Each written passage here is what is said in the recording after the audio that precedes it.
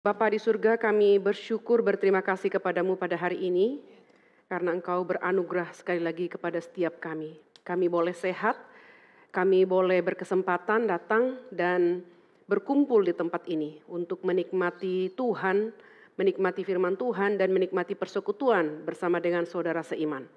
Saat ini kami akan belajar satu tokoh dari Alkitab. Mohon Tuhan berbelas kasihan kepada setiap kami, agar kami boleh belajar dari tokoh yang dituliskan dalam Alkitab ini, dan pada akhirnya kami boleh melihat kepada Tuhan yang adalah kasih, kepada Tuhan yang adalah murah hati, kepada Tuhan yang adalah Allah yang memelihara dengan sempurna. Dan biarlah kami boleh diteguhkan melalui firman yang akan kami dengarkan, dan hati kami boleh dikobarkan untuk terus bekerja melayani Tuhan sampai Tuhan berkata cukup. Kiranya Kristus ditinggikan, dipermuliakan di dalam seluruh pemberitaan firman Tuhan pada pagi hari ini. Dengarlah doa kami dalam nama Tuhan kami Yesus Kristus, Tuhan dan Juru Selamat kami yang hidup. Kami berdoa dan bersyukur. Amin. Bapak Ibu, kita akan membaca Rut pasal 1 ayat 1-5 sebagai latar belakang firman Tuhan. Pembahasan tentang tokoh Rut pada hari ini. Rut pasal 1 ayat 1-5. Saya akan membacakan untuk kita, Bapak Ibu dapat mengikuti pembacanya di Alkitab masing-masing. Rut pasal 1 ayat 1-5, Rut dan Naomi. Pada zaman para hakim memerintah, ada kelaparan di tanah Israel. Lalu pergilah seorang dari Betlehem Yehuda beserta istrinya dan kedua anaknya laki-laki ke daerah Moab untuk menetap di sana sebagai orang asing. Nama orang itu ialah Elimeleh, nama istrinya Naomi, dan nama kedua anaknya Mahlon dan Kilion, semuanya orang-orang Efrata dari Betlehem Yehuda. Dan setelah sampai ke daerah Moab, diamlah mereka di sana. Kemudian matilah Elimeleh, suami Naomi, sehingga perempuan itu tertinggal dengan kedua anaknya. Kedua anaknya mengambil perempuan Moab, yang pertama bernama Orpa, yang kedua bernama Rut, dan mereka diam di situ kira-kira 10 tahun lamanya. Lalu matilah juga keduanya, yakni Mahlon dan Kilion, sehingga perempuan itu kehilangan kedua anaknya dan suaminya. Sedemikian jauh pembacaan firman Tuhan. Ini menjadi latar belakang dari kitab Rut ini ya, atau peristiwa Rut dan Naomi. Bapak Ibu, saudara, Bapak Ibu ya, tidak ada saudara di sini ya.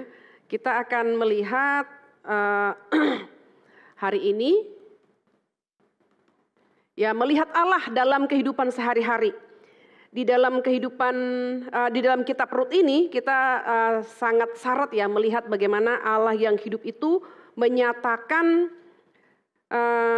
kemurahannya kepada manusia yang penuh dengan keterbatasan dan kelemahan. Ya, tadi kita sudah membaca peristiwa daripada kitab Rut ini true story tentunya ya. Pada zaman para hakim memerintah, ada kelaparan di tanah Israel. Nah, ini latar belakangnya. Ini adalah konteksnya pada masa hakim-hakim. Jadi pada masa hakim-hakim itu ada sekitar kurang lebih 300 tahun ya. Entah hakim yang mana memerintah, maka terjadi dikatakan kelaparan di Israel. Dan kita tahu kondisi daripada bangsa Israel pada masa hakim-hakim itu adalah kondisi kerohanian yang sangat suram. Lalu Tuhan menambah lagi kondisi kelaparan. Jadi lapar jasmani, lapar rohani begitu ya kondisi itu. Tapi disitulah kita melihat Tuhan tetap memelihara. Karena pada akhirnya kita melihat Elimeleh pergi ke Moab. Lalu mati di sana. Kedua anaknya menikah dengan perempuan Moab. Dan ternyata Tuhan bekerja melalui salah satu perempuan Moab itu akan menurunkan Mesias. Kita tidak pernah tahu hal-hal seperti itu ya. Tetapi memang kita harus belajar melihat segala sesuatu dari tahta Allah. Kalau kita hanya melihat dari batas pandangan kita, segala sesuatu menjadi terbatas. Bahkan mungkin kita bisa putus asa. Sama seperti Yusuf ketika dia dijahati kakak-kakaknya, lalu dia dijual. Bapak Ibu coba bayangkan, saudara kandung menjual kita. Itu sangat menyakitkan. Papa saya adalah anak bungsu dari keluarganya ya. Lalu opung saya itu raja. Dan warisan kerajaan itu ada banyak barang-barang berharga yang bisa diisi di museum. Tapi kemudian abangnya secara diam-diam tidak membagi warisan itu. Jadi dari lumbung itu, lumbung yang besar itu satu-satu dijual, satu-satu dijual dan pada akhirnya habis. Yang tersisa hanya satu, itu karena cacat. Maka kolektor tidak membelinya. Papa saya sangat sakit hati sekali. Itu barang, saudara. Barang warisan dijual, bukan papa saya dijual. Tapi papa saya sakit hati karena tidak dianggap gitu. Yang sekarang ada di rumah yang cacat itu untuk menyimpan bukti bahwa bapaknya raja gitu. Ada kekayaannya dulu. Nah, tapi kita tahu ya, ketika Yusuf sudah sampai di Mesir, dia mengingat Tuhan ya, melihat semua situasi itu Tuhan bekerja. Dan dia tidak mengasihani diri dan seterusnya ya. Sampai pada akhirnya ketika saudaranya dibawa ke Mesir, lalu Yakub mati, saudaranya sadar diri mereka sudah bersalah dan mereka berpikir kejahatan harus dibalas dengan kejahatan. Lalu mereka mengatakan, dulu Bapak mengatakan dulu. Ya, itu masih dalam suasana berduka kan ya. Tapi Yusuf mengatakan, mengapa kamu bicara seperti itu? Bukan kamu yang menjual saya, maka saya tiba di sini. Tuhan yang mengirim aku terlebih dahulu. Jadi kita melihat segala sesuatu dari tahta Allah, itu adalah anugerah Tuhan. Tentu tidak bisa kita karang ya. Keluasan hati, bijaksana, itu semua terkait dengan relasi pribadi kita dengan Tuhan, Bapak Ibu. Kita sama-sama hadir di sini setiap hari Kamis ya, atau 2 minggu sekali, hanya bulan November ini setiap Kamis ya. Lalu hadir juga di Minggu, hadir juga mungkin di PA dan seterusnya di PD. Sama-sama rajin, sama-sama giat, tapi berbeda bijaksananya. Berbeda keluasan hatinya. Ada orang dengar firman digumulkan, lalu berkomitmen saya mau menghidupinya. Ada orang cuma dengar setuju dan keren, that's it. Tidak jadi kemana-mana. Tidak ada perubahan dan pertambahan bijaksana. Nah, jadi kisah Rut ini dapat dilihat sebagai drama 4 babak ya. Kalau kita bahas semua, tapi hari ini kita tidak membahasnya. Kelima tokoh utamanya adalah 3 wanita, Naomi, Rut, dan Orpa. Ya, mertua dan menantu. 2 pria, yaitu Boas dan seorang kerabat dekatnya. Karena suami Naomi dan 2 anaknya tidak dibahas, cuma dikasih tahu namanya lalu mati. Ya kan? Jadi mereka bukan tokoh di situ. Tokohnya adalah 3 perempuan.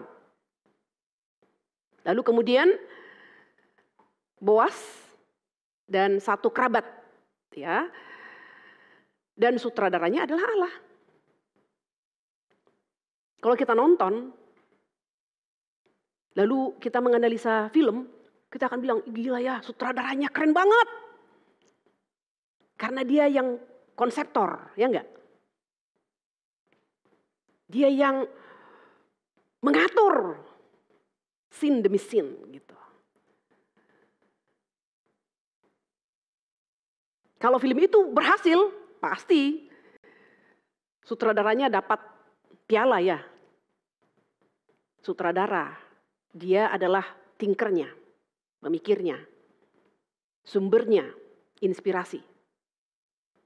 Nah ini Allah, sutradaranya Allah. Tentu saja kita tidak bisa mengatakan Allah seperti mengizinkan Elimeleh, ya bukan berarti manusia itu seperti catur ya, papan catur, di mana pemain catur itu yang menggerakkan ya, biji-biji catur itu, bukan. Allah sutradara artinya Allah adalah Allah yang berdaulat, Allah mengizinkan pergerakan manusia, sesuai dengan pilihan-pilihan manusia. Tapi pilihan manusia itu tidak membuat rencana kehendak Allah itu gagal. Di situ kita lihat Allah yang berdaulat itu adalah Allah yang mengizinkan manusia yang adalah pribadi yang bisa berpikir, memilih, berkeputusan bebas. Tapi dalam kebebasan manusia dengan segala kelemahan keterbatasannya itu, dengan segala keberdosaannya itu, Allah tetap berkuasa. Nah, dengan pemahaman seperti ini, Bapak Ibu, kita juga mendapatkan kekuatan ya ketika melihat anak-anak kita. Jadi kita tidak menyetir anak kita kemanapun gitu ya. Kita harus belajar membiarkan anak kita gagal. Membiarkan anak kita terantuk gitu ya. Supaya dia belajar dari kesalahan. Supaya dia bertambah bijaksana. Jangan di-provide dan di-protect semuanya. Kalau kita provide dan protect itu sama seperti mencabuti bulu sayap burung ketika dia mulai tumbuh dan siap berlatih terbang. Kalau bulunya itu dicabuti, dia tidak akan pernah terbang. Kalau kita tidak izinkan anak cucu kita untuk terantuk, khususnya yang sudah kakek nenek nih, aduh jangan gitu. Jangan sampai disentuh, lututnya itu jangan sampai menyentuh lantai gitu ya. Maka anak itu tidak akan kuat. Suatu kali anak murid kami kelas 1 motoriknya sangat sulit ya, sangat sulit motorik halusnya. Dan semakin parah. Lalu kita bicara orang tuanya, ada apa ini? Gitu ya. Anak ini harusnya sehat, tapi kenapa motoriknya kurang sehat? Lalu daya tahan tubuhnya juga sangat lemah. Alergi ini, alergi itu gitu. Dari pembicaraan itu ditemukan bahwa anak ini anak sulung kan ya, anak sulung dan orang tua karena anak sulung ini seperti emas yang disimpan gitu, disimpan benar-benar disimpan. Rumah itu semua dengan karpet. Nah, kalau anak itu belajar jalan dia tidak terantuk ke lantai. Tapi kemudian anak itu hilang sense-nya ya, tidak pernah injak yang kotor. Higienis sehingga menjadi rapuh. Anak kedua, karpet semua diangkat. Dan anak kedua itu menjadi kuat, menjadi smart. Karena udah dibiarkan, ya tanah masuk mulut boleh, nanti dikasih tahu ya, apapun masuk. Tapi anak pertama itu tidak boleh apapun masuk ke dalam mulutnya dan jangan. Akhirnya anak itu dia tidak tahu apa yang bisa, apa yang tidak dan pada akhirnya dia menjadi bingung begitu. Ada Allah yang menjadi sutradara dalam sejarah dunia. Kita setuju anak-anak itu adalah titipan Allah, tapi sering sekali kita tidak setuju, kita harus membiarkan anak kita terantuk. Begitu ya. Anak saya yang paling bungsu, kelas 9 di Calvin. Sekarang kami tinggal di Tangerang, Karawaci. Tapi kami udah siapkan apartemen di Sunter, supaya dia dekat ke SKC. Dia dengan kakaknya di situ, karena kakaknya kerja di SKC juga. Juli, Agustus, September tinggal dengan saya, 7 Oktober kami diberkati. Setelah itu saya tinggal dengan bapaknya, anak-anak di sini. Tapi minggu lalu anak ini kembali ke Tangerang. Kenapa kamu kembali? Enggak, aku mau di rumah. Gitu. Kenapa kamu di rumah? Oh, pokoknya aku pengen di rumah aja. Kakak-kakaknya tetap di apartemen.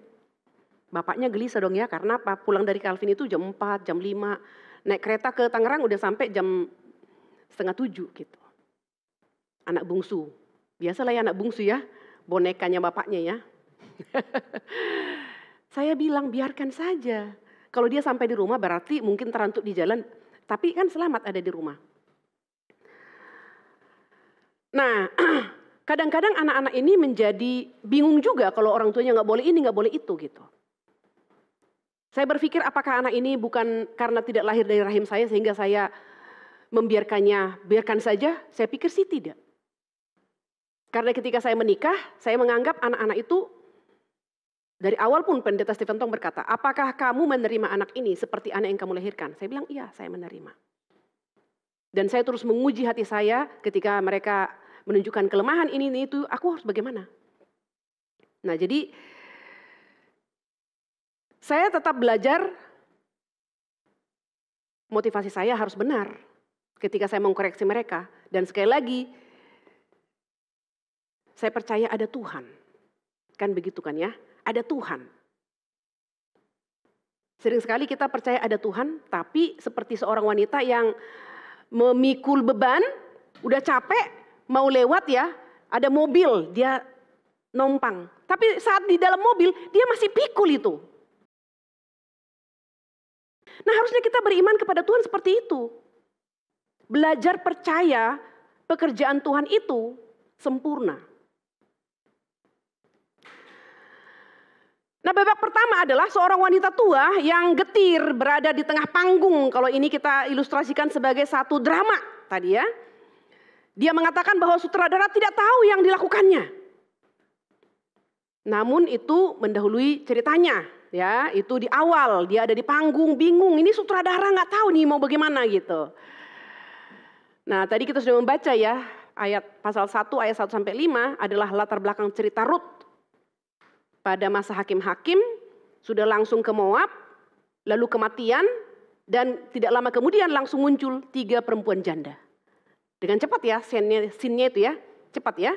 Kalau babak pertama cuma begitu doang gitu, Rut bingung, Naomi bingung, tutup, langsung masuk babak kedua gitu. Nah jadi masanya adalah zaman para hakim-hakim, periode sejarah Israel, salah satu masa penindasan dan penumpahan darah yang biadab. Ya kan ya? Masa hakim-hakim itu adalah Tuhan membangkitkan hakim-hakim untuk membebaskan bangsa Israel dari penindasan bangsa kafir, dari musuhnya. Dan selama para hakim itu memerintah, maka mereka hidup mempermuliakan Allah atau hidup beribadah kepada Allah. Tapi begitu hakim mati, mereka kembali lagi kepada hidup yang berzina secara rohani. Lalu Tuhan menghukum mereka dengan memanggil bangsa kafir, merampas panen mereka, menindas mereka, lalu mereka berseru kepada Tuhan, Tuhan bangkitkan lagi hakim-hakim. Selama hidup hakim-hakim itu bangsa Israel dipimpin setia kepada Tuhan. Hakim-hakim mati, lalu mereka kembali lagi kepada dosa. Kurang lebih begitu, 12 hakim. Sampai kepada nanti hakim terakhir yang terbesar itu adalah Samuel. Menjadi masa transisi dengan zaman raja-raja. Nah disitulah peristiwanya Rut ini terjadi. Penyerbuan yang ganas, perang antar suku, dan pelanggaran hukum yang tidak terkendali yang terus-menerus berulang. Di dalam zaman hakim-hakim itu dikatakan, orang-orang di sana, dableknya itu istilahnya, tidak bisa membedakan tangan kanan, tangan kiri. Tentu saja itu bukan letterlek ya. Mereka melakukan apapun yang mereka anggap baik menurut mereka. Jadi mereka tidak hidup berdasarkan tuntunan hukum Tuhan. Dan ada satu keluarga keluar dari Bethlehem dikatakan ya. Dan kita lihat kini kelaparan menambah penderitaan mereka. Dan di Bethlehem yang artinya rumah roti tidak ada roti. Kehidupan sudah suram, tambah lagi tidak ada pangan. Krisis pangan. Jadi Elimelech memilih untuk memboyong keluarganya ke negeri tetangga yaitu ke Moab ya. Meskipun perjalanan ke Moab tidak jauh, tidak lebih daripada 30 mil, sekitar 48 km dari timur Bethlehem, tetap di jarak di dalam Alkitab sering diukur bukan dalam mil, tetapi jarak dengan Allah. Kenapa? Karena kaum Moab menyembah dewa Kamos, bukan Yahweh. Jadi secara jarak mereka jauh sekali dari Tuhan. Jauh sekali. Mereka tidak mengenal Allah yang hidup. Mereka beragama tapi agama mereka agama palsu. Mereka menyembah Allah tapi mereka menyembah Allah yang palsu. Maka tentu saja hidup mereka juga akan penuh dengan kepalsuan ya. Agama yang benar, doktrin yang benar akan mengarahkan hidup benar. Doktrin benar, hidup benar. Maka doktrin itu penting. Agama benar juga tentu akan membawa kehidupan kita juga akan benar ya. Allahnya benar, hidupnya benar. Doktrinnya benar, hidupnya benar. Agamanya benar, maka hidupnya juga harusnya benar. Kan begitu. Ibadahnya benar. Nah jadi kita lihat selama di Moab keluarga ini menghadapi kehilangan ya. Elimelech dan kedua anak laki-lakinya yang menikah dengan wanita Moab dipanggil Tuhan. Drama dimulai dengan 3 janda dalam suasana suram tanpa pengharapan. Naomi di tengah panggung mendengar bahwa Bethlehem benar-benar menjadi rumah roti. Jadi ini scene yang kedua nih. Scene pertama tadi Naomi bingung karena kehilangan anak. Dan dia berpikir ini sudah salah kayaknya, nggak ngerti ini arahnya kemana. Lalu tutup set ya, masuk scene yang kedua. Naomi lagi, dia mendengar, Bethlehem sudah dipulihkan. Nah langsung masuk ke scene yang kedua.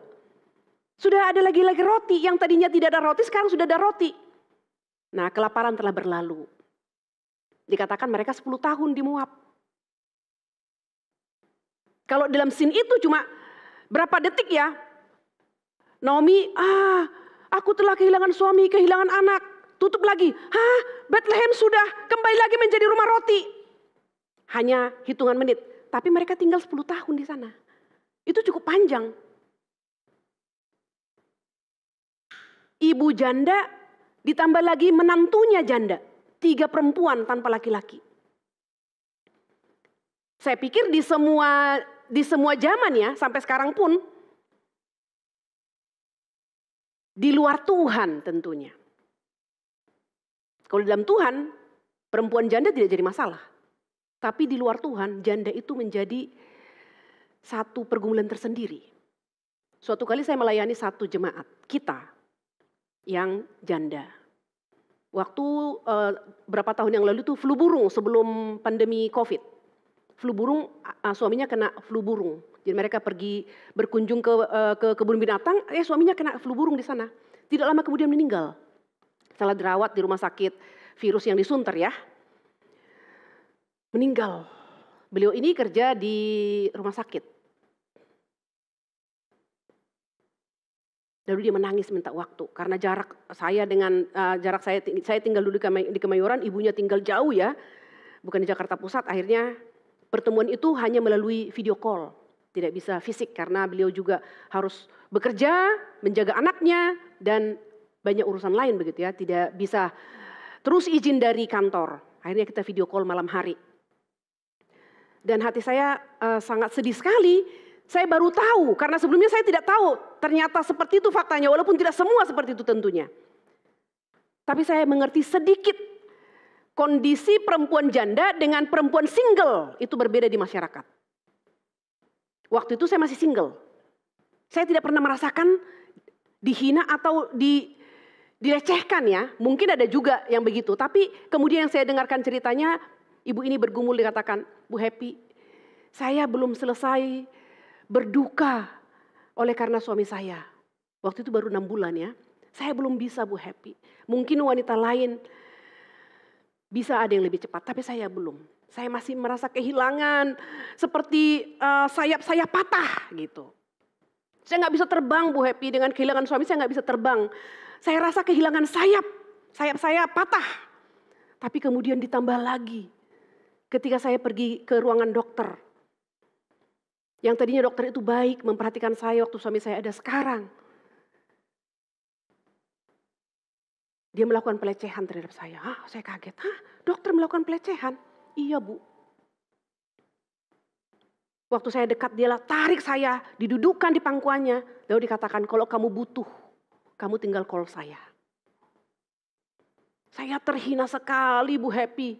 Sudah jatuh ketimpa tangga, saya udah tidak tahu lagi, saya tidak ingin hidup. Waduh. Dan itu bukan 1 kali 2 kali. Dan itu bukan 1 2 dokter. Dan itu bukan dokter muslim, itu dokter Kristen. Dokter Daniel, dokter Lukas. Dokter Yohanes, waduh. Saya mendengar itu ya, mendengarnya saja. Naik pitam kalau ini ada bisa kelihatan asapnya ya, ini membubung tinggi nih. Dulu ada satu murid kami, waktu saya kepala sekolah SMP, kurus sekali. Lalu di dalam pelajaran agama terakhir saya datangi dia. Hey, kenapa kamu kurus? Ini kurus bukan diet loh ya. Something wrong with you. Saya biasa begitu ya, karena saya orang Batak juga, jadi saya nggak biasa muter-muter gitu. Kalau kamu kurus ya kurus gitu. Kalau kamu gendut ya kuruskan gitulah ya. Kalau kamu kurus gemukan, kurang lebih gitulah ya. Nah lalu kemudian begitu saya katakan ini udah mau selesai pelajaran agama, anak ini nangis. Waduh, saya pikir apakah saya salah? Saya bilang, sorry, saya salah? Enggak. Kenapa kamu nangis? Dia tambah nangis. Oke, saya feel something ya. Oke, saya bilang, oke kita tutup dulu. Selesai ini kamu datang ke kantor saya ya. Datang kantor saya. Singkatnya cerita itu, dia mengalami pelecehan dari bapak sambungnya. Dia anak laki-laki, tapi dilecehkan oleh bapak sambungnya. Anak ini kembar. Saya bilang panggil kembarmu. Kembarnya perempuan. Saya training mereka dua. Kamu bagaimana? Kamu lecehkan? Saya lecehkan juga, Bu. Bapak sambung saya, peluk saya lalu pegang-pegang pantat saya. Saya bilang jangan. Udah kasih tahu Mama? Kasih tahu. Apa kata Mama? Kata Mama, Papa sayang kita.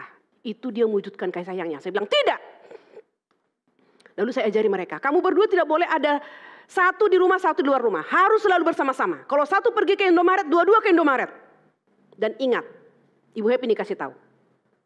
Kalau kamu lakukan satu kali lagi begitu, entah kamu yang laki-laki, entah kamu yang perempuan, apapun di sampingmu, entah pisau, entah besi, entah apa, langsung pukul tuh bapak sambungmu.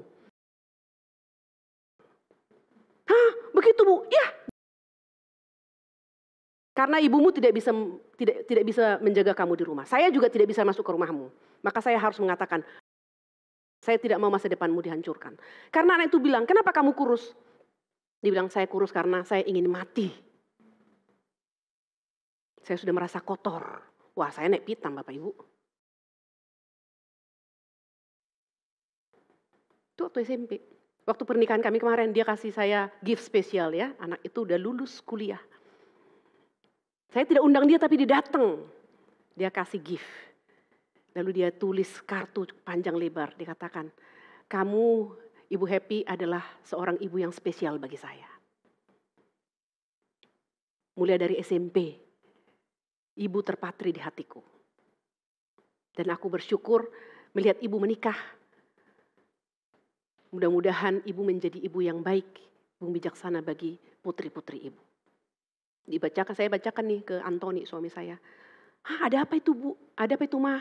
Saya cerita sedikit singkatnya. Saya bilang, kalau saya cerita apa-apa tentang jemaat, ini gak boleh bocor loh ya. Saya bilang, secara etika harusnya saya gak boleh cerita nih kepada kamu. Maka saya tidak memberikan nama, tidak memberikan alamat, tidak memberikan apapun, inisial. Jadi Papa gak boleh cerita ini kepada siapapun. Ya. Nah jadi saudara, kesulitan ya. Kesulitan kita dalam hidup ini kita belajar untuk melihat kepada Tuhan. Jadi anak-anak ini juga saya katakan, mamamu tidak bisa menjaga kamu, ada Tuhan. Lalu saya tanya, apakah kamu mau mamamu saya panggil? Kalau ibu mau panggil boleh di konseling. Lalu saya sampaikan kepada mamanya, saya katakan ya terserah ibu. Ibu pelihara laki-laki itu di rumah atau ceraikan. Bersyukur laki-laki itu diceraikan. Karena saya bilang anakmu lebih berharga daripada laki-laki itu. Kalau suamimu itu baik, puji Tuhan, ada yang mendampingi ya. Tapi lebih baik ibu menjadi janda dengan anakmu, kamu pelihara, daripada harus ada laki-laki di rumahmu, tapi laki-laki itu merusak masa depan anak-anakmu. Jadi terkadang status janda itu tidak mudah. Bagi saya secara dulu waktu single, mendengar cerita-cerita ya melayani jemaat, saya pikir saya single, berbeda. Orang tidak menggoda juga bagaimana ya, tapi janda itu berbeda. Nah jadi saya pikir di sepanjang zaman begitu. Pada waktu itu juga Naomi, dua menantunya, itu tidak mudah ya. Dia sudah janda, lalu dua menantunya lagi janda begitu. 3 perempuan janda satu rumah. Itu pergumulan tidak mudah. Tapi Naomi melihat satu pengharapan ketika dia tahu bahwa Bethlehem sudah kembali ada roti. Maka dia berencana untuk kembali segera. Kita lihat di dalam ayat 7-8 ya, ayat 7-8.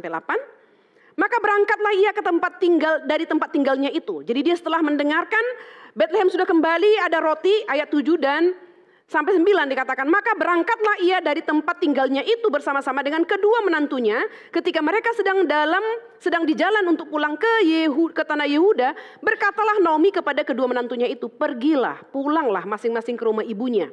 Tuhan kiranya menunjukkan kasih-Nya kepadamu seperti yang kamu tunjukkan kepada orang-orang yang telah mati itu dan kepadaku. Kiranya atas karunia Tuhan kamu mendapat tempat perlindungan. Masing-masing di rumah suaminya. Lalu diciumnya mereka, tetapi mereka menangis dengan suara keras.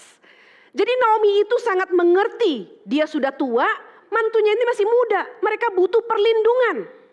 Dan mereka masih bisa menikah. Maka disuruh pulang ke rumah ayahmu. Masa depanmu masih ada. Kamu boleh menikah, kamu masih muda.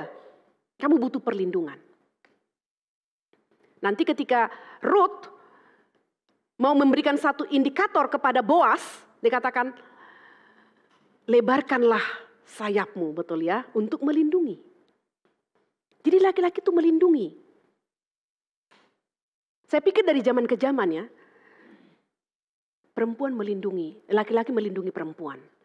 Nah jadi si Naomi, dia sadar betul, dia butuh menantunya itu iya, tapi dia juga sadar menantunya ini butuh pelindung. Dan dia tidak bisa melindungi. Bahkan dikatakan ketika aku menikah pun punya anak lahir malam ini, tidak mungkin kamu tunggu untuk menjadi suamimu. Jalan terakhir dan terbaik adalah kamu pulang ke rumah ayahmu.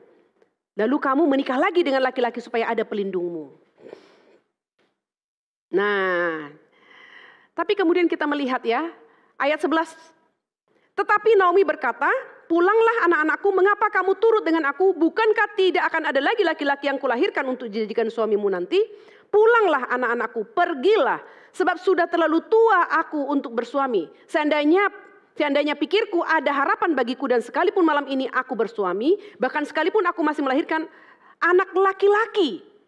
Ya jadi Naomi menyuruh kedua menantunya kembali kepada orang tua masing-masing demi masa depan mereka. Dalam hal ini Naomi tidak egois. Dia sudah tua, dia butuh pendamping. Tapi dia mau melepas kedua menantunya. Ini hubungan mertua dengan menantu sangat baik saya pikir di dalam kitab Rut. Waktu persiapan materi ini saya pikir, waduh saya kiranya ya menantu dan mertua duduk bersama nih mendengarkan. Karena sering sekali yang terjadi adalah menantu dan mertua gegeran gitu ya. Kalau ada bapak ibu yang sudah, bapak ibu sudah menjadi mertua di sini, please, tolong jangan dianiaya tuh menantunya. Tolong disayangi dengan segala kelemahan keterbatasan mereka. Anggap mereka anakmu. Saya sejak muda, saya dulu waktu SMP bacaan saya itu majalah orang dewasa. Anak-anak seusia saya masih membaca Bobo gitu ya. Membaca Smurf, saya udah baca Kartini. Karena saya tinggal rumah opung saya dan majalah opung laki-laki Tempo. Majalah opung perempuan Kartini, wanita, ya kan? Jadi di Kartini itu ada bacaannya Mama Papa, True Story. Betul? Itu saya baca dan saya melakukan refleksi dan yang terjadi di situ adalah sering sekali dan terlalu sering di dalam cerita Mama Papa itu menantu perempuan teraniaya. Menantu perempuan menjadi korban habis-habisan. Maka dari bacaan itu saya refleksi. Kalau Tuhan izinkan saya menikah, sejahat apapun mertua saya akan baik. Karena kebaikan akan mengalahkan kejahatan. Waduh.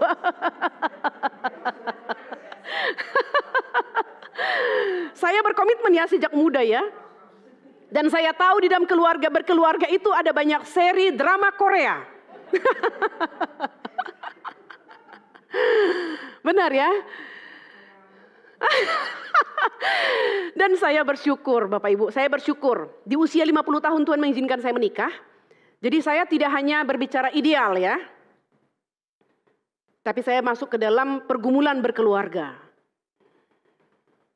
Di dalam seri drama Korea dalam keluarga saya selalu mengatakan tidak harus seperti itu. Bagaimanapun orang tua kita, mereka tetap orang tua kita. Bagaimana kelemahan mereka, firman Tuhan sudah mengatakan hormati. Kata menghormati itu berarti kita harus merawat mereka. Mereka mau memeloroti kita. Seberapa yang mereka bisa peloroti itu tergantung kita.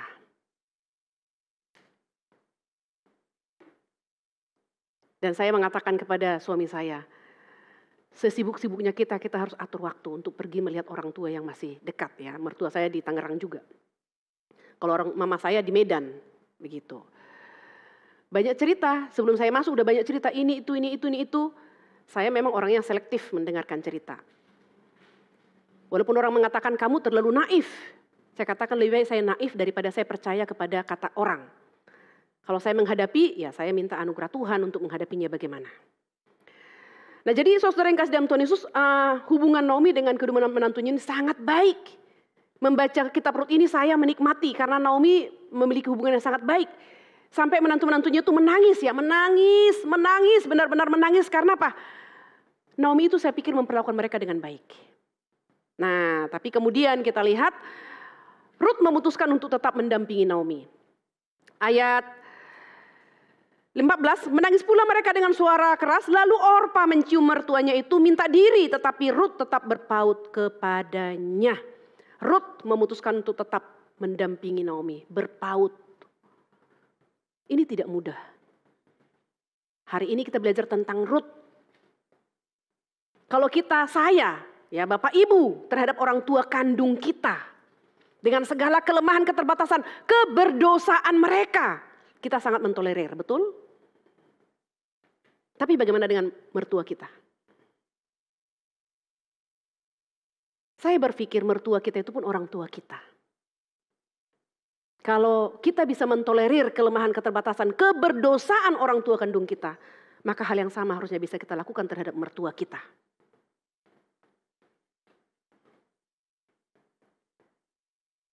Rut ini luar biasa.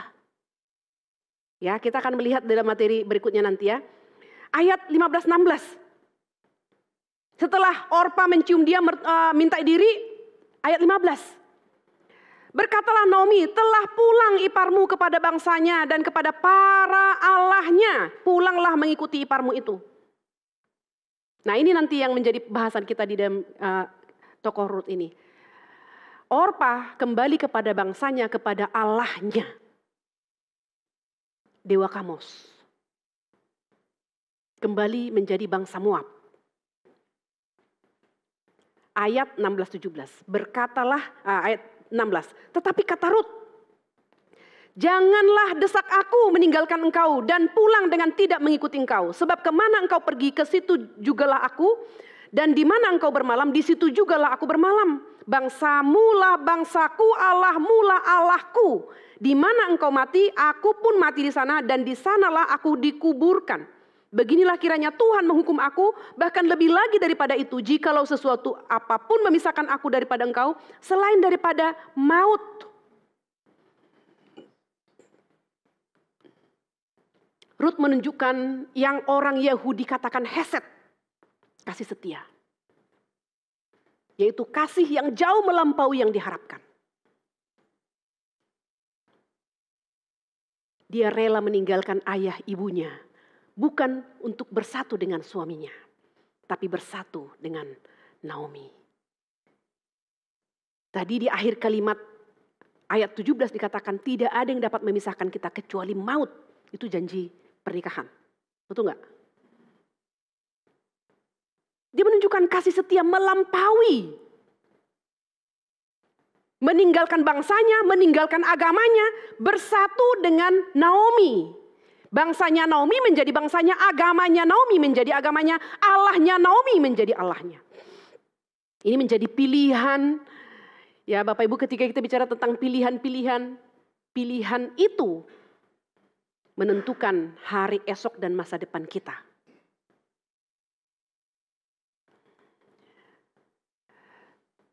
Hesed ini juga pernah ditunjukkan oleh pasukan Daud. Ketika Daud mengatakan, aku ingin minum dari sumber air di sana. Sumber air itu di tengah-tengah pasukan musuh. Karena pendamping Daud itu sangat mencintai Daud. Waktu Daud tidur, musuh tidur, mereka mengendap-endap pergi mengambil air. Mempertaruhkan nyawa. Dan Alkitab memberitahukan ketika mereka memberikan air itu kepada Daud, Daud tidak minum. Daud mengatakan, kamu mempertaruhkan nyawamu hanya untuk air ini. Tidak seperti itu maksudnya. Jadi mereka menunjukkan kasih melampaui. Daud tidak mengharapkan mereka pergi mengambil air itu. Daud hanya menyatakan, aku ingin, berarti kan ingin menaklukkan ya, supaya mereka bisa masuk ke sana, mengambil air dan minum. Tapi kedua pahlawannya itu, mereka menerobos, mereka menunjukkan hesed, kasih, setia, kesetiaan. Melampaui daripada yang seharusnya, yang diharapkan. Nah, Allah menunjukkan hesed kepada kita dengan mengorbankan anaknya sendiri untuk menebus kita. Untuk membeli kita kembali dari dosa. Ini juga kita tidak layak. Hesed, kasih karunia. Given, pemberian. Bukan karena kita berjasa.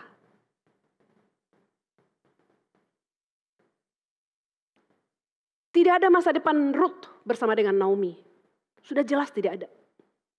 Karena Naomi sudah mengatakan, aku tidak mungkin lagi melahirkan anak. Sekiranya pun, ya Naomi kan sudah disampaikan ya, sekiranya pun malam ini aku menikah dan melahirkan anak. Tidak mungkin kamu tunggu untuk menjadi suamimu. Jadi Ruth tahu persis untuk status sosialnya tidak mungkin dia dapatkan lagi. Dengan dia melekat kepada Naomi. Ruth adalah teladan yang luar biasa dari hesed. Berdiri di persimpangan antara Moab dan Yehuda yang asing baginya.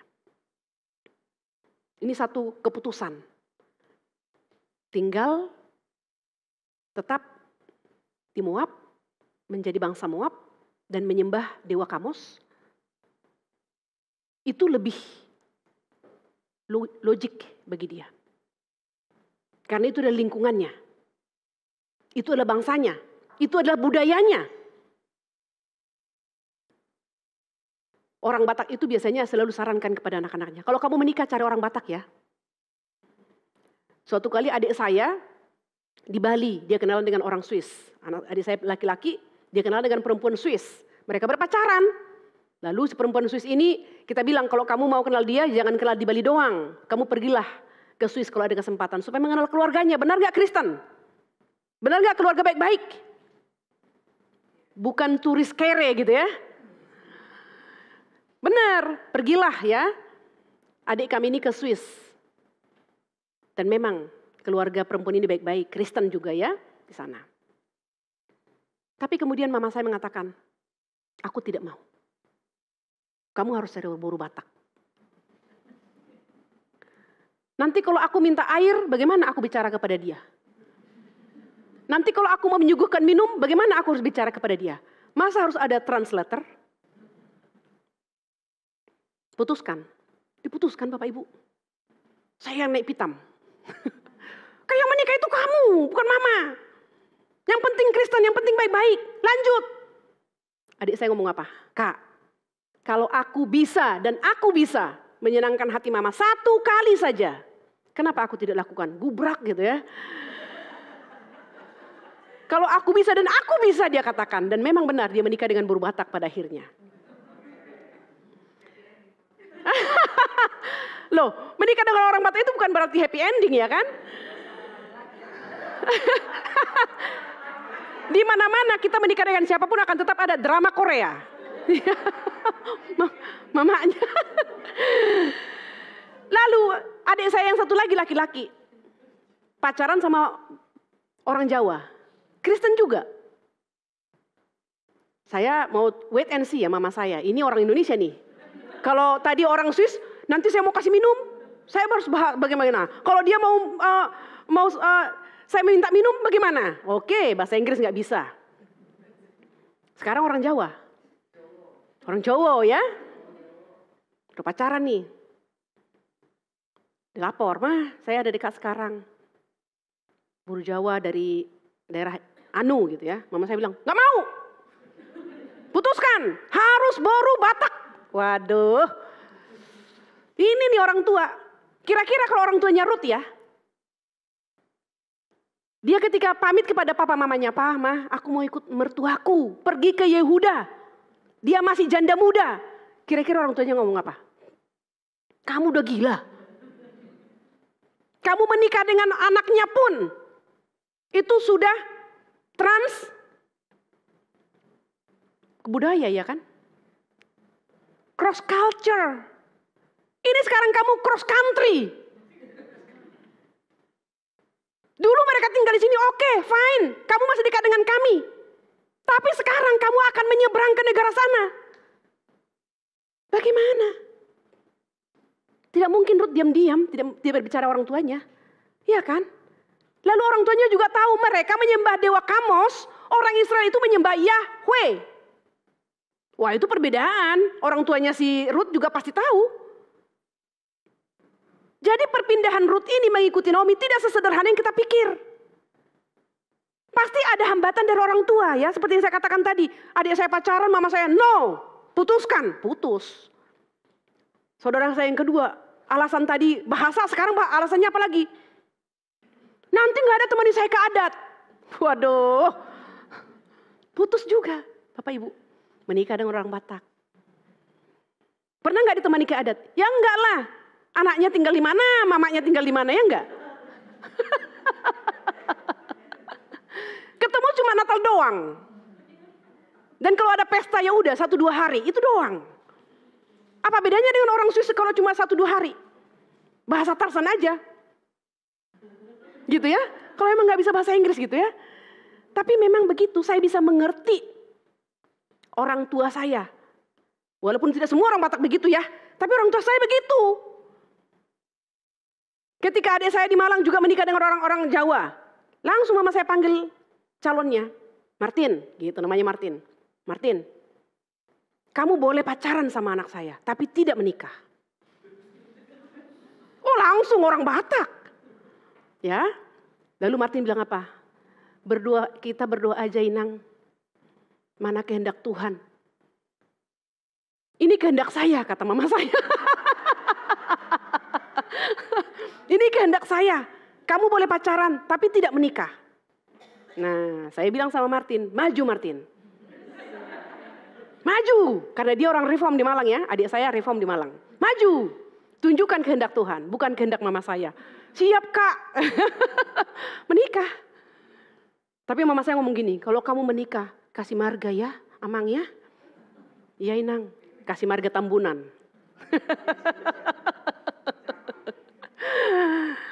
Nah jadi si Rut ini ya, dia pergi menjadi orang asing.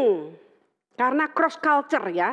Jadi penyerahan diri tanpa ragu-ragu yang dilakukan oleh Rut di dalam ayat 16 tadi. Jangan desak aku ya.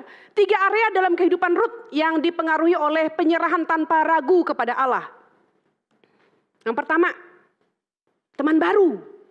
Yang kedua, lingkungan yang baru. Yang ketiga, iman yang baru.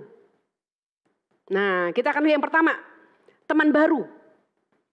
Apa dikatakan? Bangsamulah bangsaku.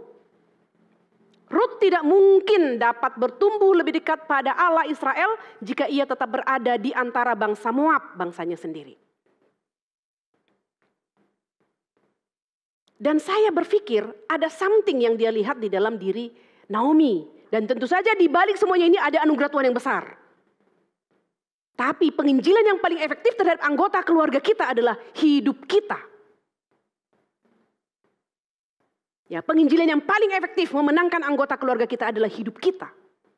Dan saya percaya di sini Naomi hidup.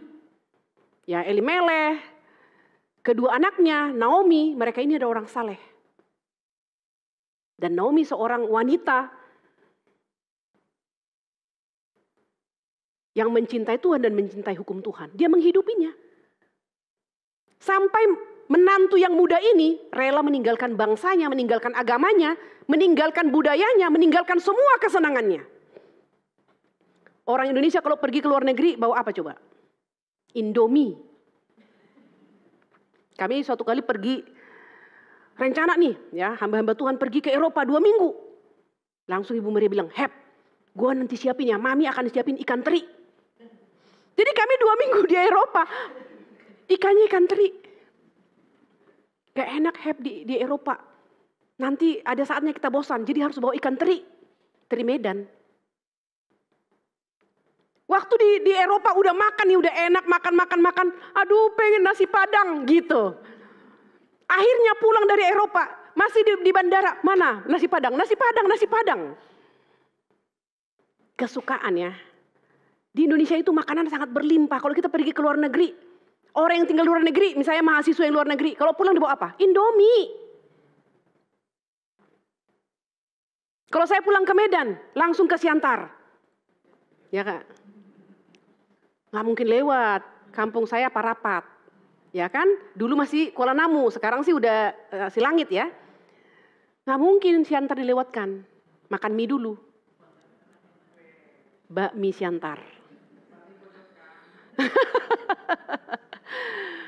Nah ini Ruth ya, meninggalkan. Dia berkomitmen, ini satu komitmen yang tidak mudah.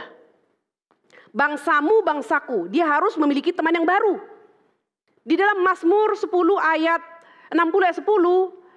Mazmur 108 ayat 10 nanti Bapak Ibu bisa baca. Karena terjemahan bahasa Inggris mungkin ada beda ayat, tapi nanti temukan aja. Dikatakan Moab itu adalah tempat pembasuhan. Tempat pembasuhan. Jadi dia meninggalkan tempat pembasuhan itu. Pergi menuju Bethlehem yang adalah rumah roti. Dia meninggalkan negaranya dengan segala kenikmatannya. Dimanapun kampung kita pasti ada sesuatu yang spesial di lidah kita, betul nggak? Satu teman saya dari Jambi, kemarin kami makan bareng ya, lalu ada pakai es serut gitu. Dia bilang, saya udah pergi kemana-mana, ya es serut di kampung saya beda. Saya bilang memang begitulah, tes pertama di lidah itu gitu ya. Saya udah pergi kemana-mana makan mie, tapi mie di rumah saya nggak ada bandingnya. Karena itu tes pertama. Mie dicampur daging babi, wah. Itu makanan kesukaan tuh di rumah kami. Setiap pulang, "Ma, tolong dibuatkan, Ma. Mie kuah, mie campur daging babi." Nah itu resep jagoan keluarga kami. Nah ini kita lihat, dia rela meninggalkan itu, tempat pembasuhan, masuk ke Bethlehem rumah roti. Dan di dalam Amsal 13 ayat 20, kita baca bersama-sama ya. Kita buka dulu Amsal 13 ayat yang ke-20.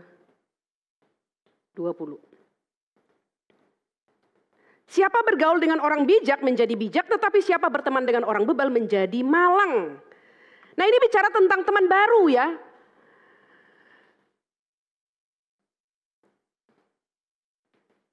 Tadi saya sudah sampaikan bahwa situasi Israel pada waktu itu adalah pada zaman hakim-hakim. Moralitas bangsa Israel bukan moralitas yang sangat baik dengan secara prima. Enggak, mereka sedang up and down. Sesuai dengan masa hakim-hakim itu. Hakim-hakim memerintah maka mereka up ya. Hakim-hakim mati mereka down lagi.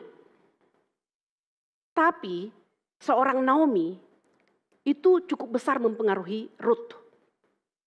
Berteman ya. Nah yang perlu kita pikirkan sekarang adalah apakah masih ada orang-orang Moab ya. Kalau Ruth kan meninggalkan Moab, tadinya dia berteman dengan orang Moab. Ya mungkin bestinya kalau kita menggunakan bahasa sekarang, bestinya orang Moab gitu ya. Dia meninggalkan itu ya. Maka sekarang mari kita lakukan introspeksi diri, apakah masih ada orang Moab dalam tanda kutip yang secara perlahan-lahan merusak pertumbuhan kita. Jika kita menghabiskan waktu terlalu banyak dengan mereka. Ini pergaulan nih. Di dalam Amsal ini, siapa bergaul dengan orang bijak menjadi bijak. Tetapi siapa berteman dengan orang bebal menjadi malang. Pertemanan. Perempuan, ya sukanya apa tuh? Hobinya. Gosip. Semakin digosok, semakin sip. Kibak. Saya itu ya, dari kecil nggak tahu lah. Saya sedikit agak tomboy, saya tidak suka gosip. Jadi saya tidak suka berteman dengan perempuan. Kalau sudah perempuan, udah langsung naik pitam saya kalau udah gitu perempuan. Maka saya dari SD, SMP, SMA, saya banyakan berteman dengan anak laki-laki. Kenapa? Praktis dan nggak musingin banyak orang. Istilahnya apa? Nggak kepo gitu ya. Nah, berpikirnya ya AA gitu ya, nggak usah dimanipulasi, nggak usah banyak rupa gitu ya. Dan juga apa adanya, berpadanan. Apa yang ada padamu nikmati, syukuri, dan tidak usah iri begitu kepada orang lain. Nah jadi di sini kita mau belajar dari Ruth, dia mendapatkan teman yang baru, meninggalkan teman-teman lama. Tentu saja dalam hal ini teman lamanya itu adalah orang-orang Moab yang menyembah dewa Kamos ya, dan juga semua budaya mereka tentunya. Di dalam 1 Korintus 15 ayat 33 kita baca. 1 Korintus 15 ayat 33. Janganlah kamu sesat, pergaulan yang buruk merusakkan kebiasaan yang baik. Pergaulan. Mari kita belajar selektif dalam bergaul ya. Kadang-kadang anak remaja kurang selektif karena apa? Mereka butuh teman saja. Bahkan mereka bisa menjadi korban yang tadinya mereka tidak suka hal-hal yang buruk. Mereka bisa mentolerir, mereka bisa ya menerimanya, bahkan mungkin menjadi pelaku juga demi teman. Nah tapi untuk kita udah dewasa, bahkan udah lebih ke usia tua ya, harusnya kita bisa lebih mampu selektif. Lebih baik waktu kita habiskan di rumah membaca Alkitab, membaca renungan, ikut PW seperti ini ya, daripada menggosip dan seterusnya, begitu ya. Nah, Ibrani 10 ayat 24, kita lihat Ibrani 10.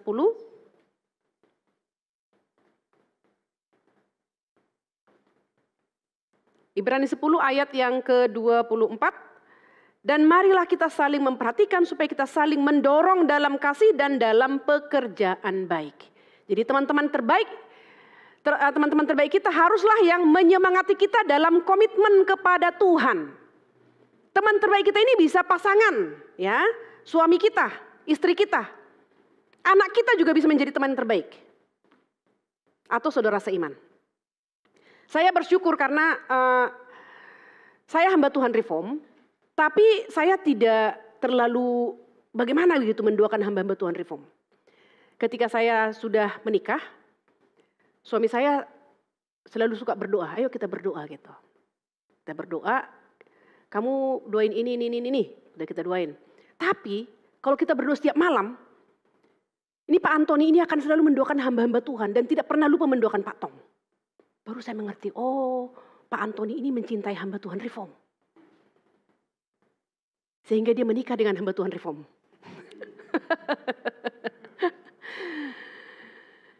Wah, saya sangat kagum dengan dia. Mau Pak Tong pelayanan, mau Pak Tong tidak ada pelayanan. Doanya tuh sudah begini, Tuhan tolonglah jagai Pak Tong sampai tua tetap setia. Itu selalu pokok doanya. Tolong jagain hamba-hamba Tuhan Reform. Supaya mereka tetap waspada, tekun belajar firman, berkuasa memberitakan firman. Waduh, saya tidak pernah berdoa begitu loh untuk hamba Tuhan Reform. Dan saya bersyukur, saya sangat bersyukur. Tuhan karuniakan ya, partner, teman, sahabat. Saya bukan orang yang terlalu dekat bagaimana, saya dekat dengan Ibu Mercy dan Bapak Ibu juga mengenal Ibu Mercy ya, bagaimana ya. Tapi pertemanan kami ya, kalau pelayanan, yuk kita berdua, kita senang pergi berdua pelayanan. Misalnya kalau dijodohkan kemana gitu ya, si A, si B, si C, oh langsung kita berdua gandengan. Oh kita berdua saja, karena apa? Cocok. Ya, dan kita berteman baik. Dan pembicaranya juga nyambung begitu ya. Pertemanan. Tapi pertemanan ini bisa menjadi pasangan kita, saudara. Lalu saya juga menemukan kekurangan saya, karena saya single sampai 50 tahun. Saya selalu memikirkan diri dan selalu depan laptop, gitu ya. Entah di kantor depan laptop, di rumah depan laptop. Lalu suami saya ngomong gini, "Ma, tolong perhatikan boru kita itu. Sebelum tidur berdoa dulu kalian berdua." Karena suami saya kan ada shift kerja malam ya. Jadi kalau dia ada di rumah ya kita akan berdoa bertiga, berempat, berapa anak ada di rumah gitu. Kalau nggak ada berarti kita berdua aja berdoa tiap malam. Nah sekarang si kecil ini kan ada di rumah. Jadi di WhatsApp nih, "Ma, berdoa dulu sama boru kita itu berdua," katanya. Waduh, saya lagi persiapan khotbah. Akhirnya saya berpikir, iya, saya kurang memperhatikan kerohanian anak-anak saya. Selama ini saya sangat menikmati depan laptop ya, bekerja dan terus persiapan dari persiapan terus menerus. Karena saya tidak mau terburu-buru apapun. Semua harus settle gitu. Karena memang selama ini saya atur diri sendiri, manajemen time dan seterusnya gitu. Begitu ada anak, oh ternyata sebelum dia tidur, karena kalau saya tidur jam 10, dia tidur jam 9. Udah ngomong, "Ma saya tidur dulu." Ya selamat malam, sama tidur ya. Tapi bapaknya baru WhatsApp, "Ma berdoa dulu." Sudah tidur saya bilang. Nah saya lihat di situ kekurangan saya ya. Saya mau belajar. Berarti mengatur waktu lagi. Menikmati di laptop ya, tapi juga harus memperhatikan keluarga. Nah yang kedua lingkungan yang baru ya. Ruth harus pindah agar mendapatkan makanan secara rohani. Ya kan? Terbukalah pada perubahan yang menguntungkan bagi pertumbuhan rohanimu. Jadi kita harus juga tetap menganalisis ya, ada perubahan. Kalau perubahan itu membawa dampak positif terhadap pertumbuhan kita, ayo mari kita terbuka. Jangan status quo, nggak usah begitu, yang begini doang. Gerejanya udah maju kok, kita baik-baik saja, jangan. Kalau misalnya ada program gereja yang baru, kita harus berani terbuka ya. Jangan itu lagi dan nggak usah nanti uang lagi, jangan begitu. Gerakan reform tidak bicara uang. Gerakan reform bicara tentang pekerjaan Tuhan. Apalagi gitu. Ya kan, tidak pernah berhentinya. Dan sering sekali dalam pelayanan itu kita bertumbuh bukan? Karena ada tantangan. Kalau nggak ada pelayanan kayaknya kita jadi lemas ya. Tapi pelayanan itu dengan tantangannya yang membuat kita gitu. Nah berarti kita perlu ya lebih banyak lagi pelayanan. Supaya lebih, ya kalau itu, saya sekarang bawa mobil ya dari Karawaci, lari 100. Terus suami saya bilang, jangan lari 100, lari 80 cukup. Saya bilang, kalau saya itu pantang lihat jalan kosong.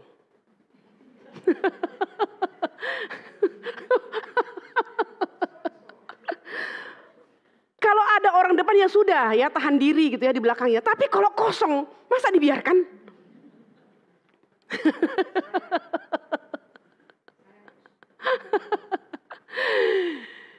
Jadi saya bisa menempuh 45 menit dari Karawaci ke SKC. 45 menit pagi ya.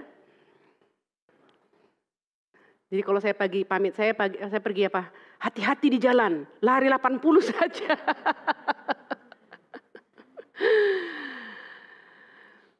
Perubahan ya, saya mengalami perubahan. Dulu saya tinggal di RMCI, Bapak Ibu. Sekolah Calvin di RMCI. Cuma net gitu, cuma dari lantai 21 ke lantai 3. Net turun. Nanti malam net naik gitu. Wah nikmat sekali hidup saya. Nikmat sekali. Saya tidak kena macet Jakarta, saya tidak kena stres Jakarta. Lalu sejak Juli kami pindah ke Sunter. Sekolah, saya masih di Kemayoran. Saya butuh waktu untuk bawa mobil ke sana. Tapi itu cuma 10 menit. 10 menit. Karena tetap, jadwal saya tetap. Ya, walaupun saya hanya net gitu ya, tapi sebelum siapa-siapa ada, saya sudah ada. Sekarang di Sunter juga begitu. Waktu dari Kemayoran, sebelum siapa-siapa ada, saya sudah ada. Maka jam 6 kurang 5 atau jam 6 kurang 10, saya udah jalan dari Kemayoran. Saya sudah tiba di sana sebelum siapa-siapa tiba. Sekarang juga begitu. Jadi saya harus bangun lebih pagi. Saya observasi jalan, jam berapa kosong, jam berapa udah mulai padat, dan seterusnya. Oke, 5.20 masih bisa, masih bisa. Masih relatif kosong. 5.20. Bisa sampai jam 6 di SKC. Dan keuntungan, kalau bicara keuntungan ya, dulu saya sendiri, sekarang ada partner, dan partner saya membuat saya bertumbuh. Saya menikmati ketika dia berdoa. Suami saya berdoa ya, dia sangat cinta sekali Tuhan dan pekerjaan Tuhan. Jadi dia bisa mendoakan banyak hal. Saya berdoa standar. Reform kan? Tapi dengan adanya partner baru ya, itu membuat gairah berdoa. Lalu anak-anak ini juga sudah dari kecil ditanamkan, persekutuan doa pagi Sabtu. Saya ini nggak ada sulit-sulitnya menikah Bapak Ibu. Kalau dulu saya bilang, saya nikmat sekali hidup saya. Sekarang juga nikmat. Kenapa? Saya tidak perlu memandikan anak, tidak perlu bagaimana, menyapu rumah, enggak. Benar-benar hanya pindah rumah gitu. Hanya pindah tinggal. Saya tidak pernah masak. Suami saya masak. Makan buah, Ma makan buah. Saya bilang, iya. Saya di depan laptop, Ma makan buah, iya. 2 kali dibilang makan buah, nggak makan buah. Dia datang, nyuap. Makan buah sambil persiapan.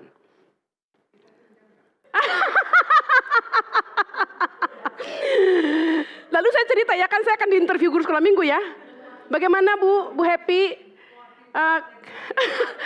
Keluarga baru saya cerita, aduh saya ini ya. Saya nggak tahu ya Tuhan, mungkin Tuhan tahu saya nggak bisa sulit-sulit ya. Sekali dikasih nikmat. Saya cerita tentang makan buah itu, lalu di situ suami istri ya, guru sekolah minggu. Ini perlu nih belajar. Suaminya langsung ngomong gini, you ngomong begitu, Ibu Happy itu hamba Tuhan, maka disuapin suaminya. Kamu hamba Tuhan nggak? Nah, jitu ya jawaban suaminya ya. Wah, saya pikir, wah jitu sekali. Istrinya langsung speechless. Tadinya istrinya udah langsung, tuh dengar tuh. Disuapin katanya, pengen deh Bu Happy gitu kan. Suaminya langsung bilang, Ibu Happy itu hamba Tuhan. Kamu bukan hamba Tuhan, kecuali kamu masuk STTRI, saya suapin.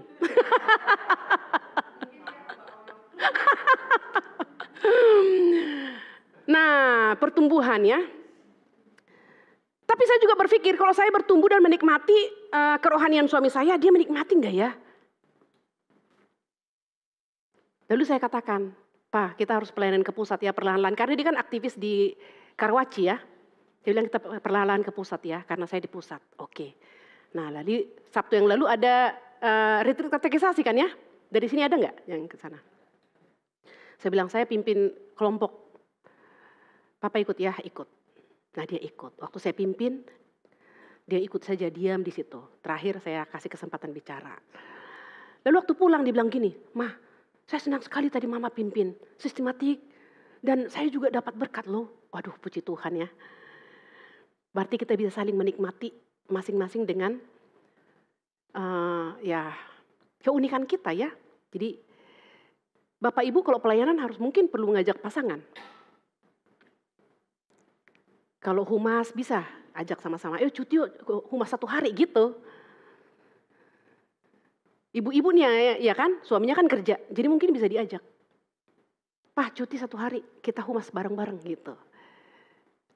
Kalau suami bapak, ibu-ibu belum pernah humas, Papa ikut saja, pokoknya lihat aja. Nah saya humas, nanti bisa dipuji. Ih gila, keren banget loh Mama, jadi humas gitu.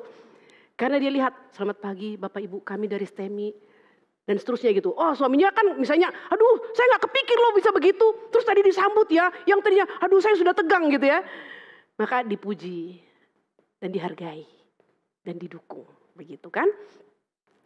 Carilah sesuatu yang merangsang pertumbuhanmu dalam Tuhan. Terserah Bapak Ibu.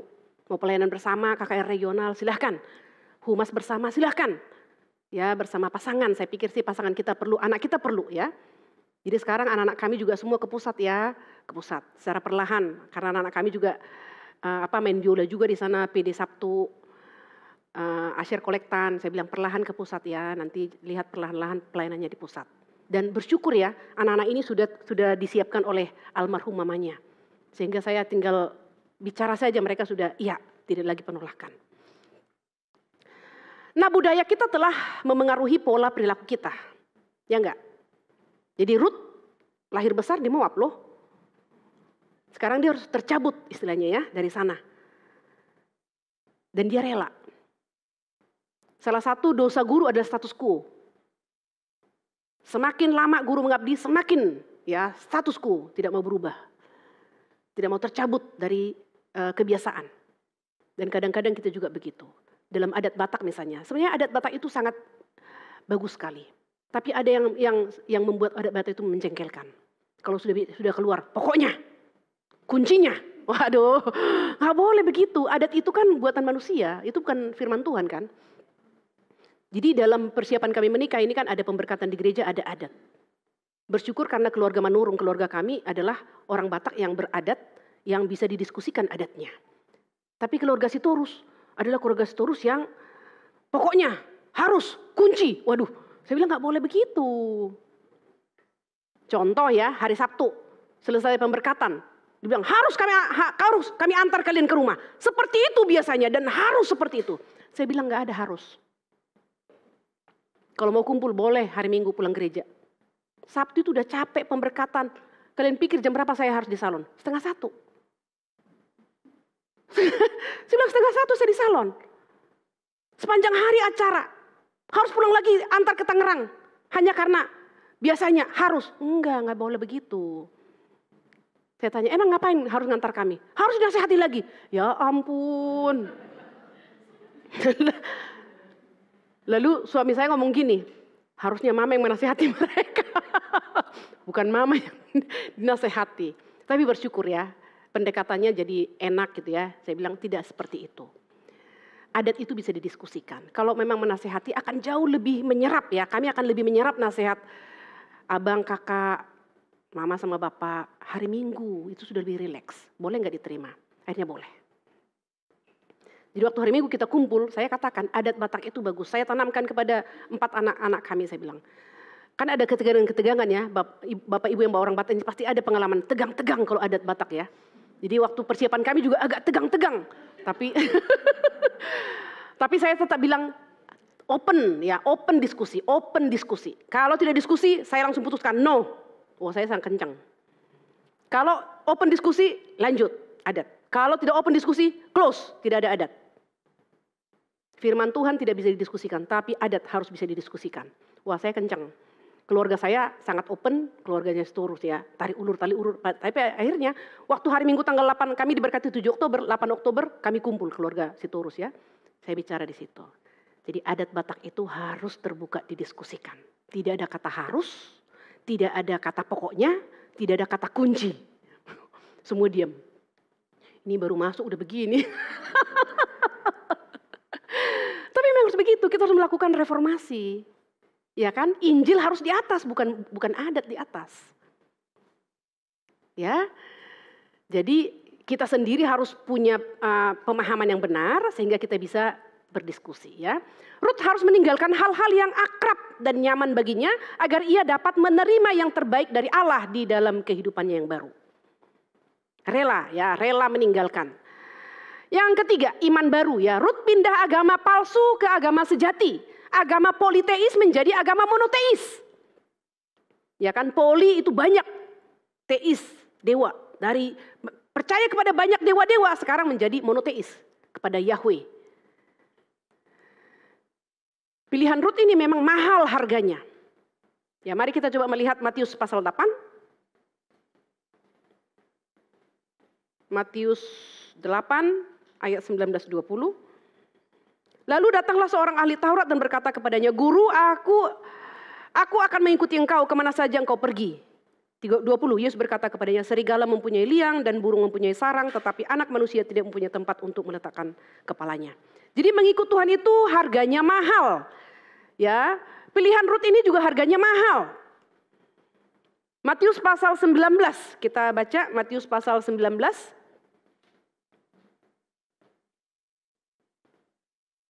Ayat yang ke-29.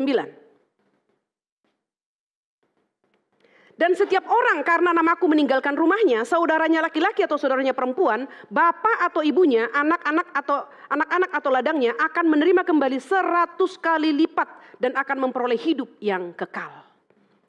Jadi 100 kali lipat dalam tanda kutip ya, yang didapat oleh Ruth adalah suami yang saleh. Seorang anak laki-laki yang akan menjadi kakek dari Raja Daud. Dan ia dimuat dalam silsilah Yesus Kristus. Jadi kalau kita melihat berapa harga yang dibayar oleh Ruth meninggalkan semuanya. Dia mendapat lebih. Nah, jadi perpindahan ya, Abraham pindah dari Ur Kasdim ke tanah perjanjian. Meninggalkan. Karena apa? Tuhan pimpin. Ruth meninggalkan Moab karena Tuhan pimpin. Jadi perlu kita mengerti pimpinan Tuhan. Abraham meninggalkan rumah yang sangat besar. Arkeolog ya menemukan ya, katanya rumah ada 60 kamar di sana. Jadi ya Abraham itu kaya raya. Dia meninggalkan tanah yang sedikit, yang kecil mendapatkan tanah yang besar, tanah perjanjian. Tapi lebih daripada itu ya, meninggalkan dan berpindah. Lebih daripada Abraham, lebih daripada Ruth, kita tahu Yesus Kristus meninggalkan tahtanya yang mulia. Kalau Ruth meninggalkan bangsanya, agamanya, bangsa Moab yang menyembah dewa Kamos, agama politeis, dia masuk ke dalam meninggalkan itu dan masuk seperti Abraham, masuk ke tanah perjanjian. Ruth masuk ke tanah perjanjian. Perpindahan yang dipimpin oleh Tuhan. Abraham berani pergi ke negeri yang belum diberitahukan kepadanya karena Allah terlebih dahulu memberikan iman kepada Abraham. Saya percaya Rut dengan segala pergumulannya, orang tuanya, saudaranya, budayanya, semuanya. Saya percaya Tuhan memberikan iman kepada dia. Sehingga dia berani berkata kepada mertuanya, bangsamu adalah bangsaku, Allahmu adalah Allahku. Semua dilepaskan, ya semua lepaskan. Sehingga dia harus memiliki teman baru, lingkungan baru, iman yang baru. Ya, wanita menjadi utuh bukan karena pernikahan atau karir, karena ia akan kecewa dan tidak puas. Jadi di sini dalam hal ini, Rut ya tidak menjadi minder karena dia menjadi janda muda.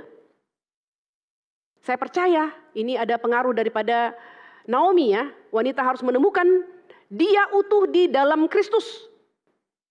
Ketidakutuhan bukan akibat melajang atau menjanda, tetapi akibat tidak penuh di dalam Kristus. Kepenuhan Kristus ya.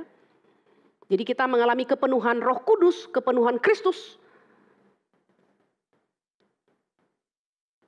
Jadi kita tidak dipenuhkan oleh pasangan, oleh karir, oleh apapun yang bisa kita raih. Kita harus menemukan kepenuhan itu dalam Kristus. Karena nanti dalam berkeluarga, kita tidak saling memenuhkan, bukan? Suami istri tidak saling memenuhkan. Tapi saling melengkapi. Saling melengkapi ya. Pernikahan tidak membuat seseorang menjadi utuh. Hanya Tuhan Yesus yang dapat membuat seseorang menjadi utuh. Itulah yang disebut kepenuhan Kristus. Di dalam Kolose pasal 2, 9-10 dikatakan dipenuhi di dalam Dia. Itu di dalam Kristus. Matius 19 ayat 22, orang muda meninggalkan Kristus. Pergi dengan sedih. Kenapa? Karena dia memikirkan tentang harta. Harta itu memenuhi hatinya. Dia tidak membiarkan Kristus memenuhi hatinya. Maka ketika Kristus mengatakan juallah hartamu, maka dia pergi sedih. Dia tidak mencari kepenuhan Kristus. Nah ayat yang ke-14 ya, kita kembali kepada Rut.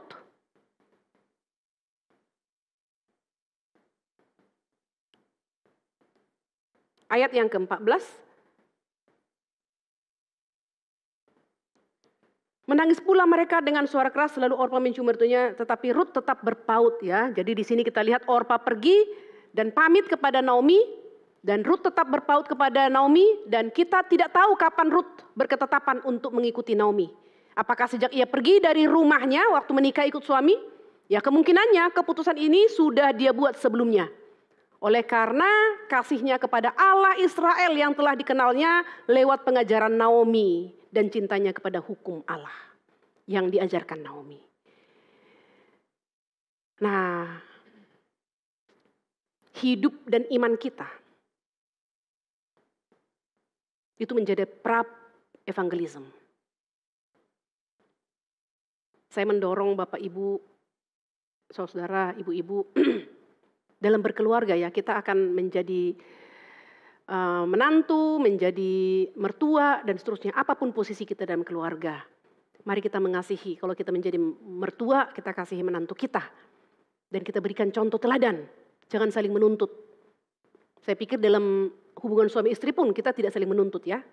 Apalagi menantu kita. Ada hak apa kita menuntut dia?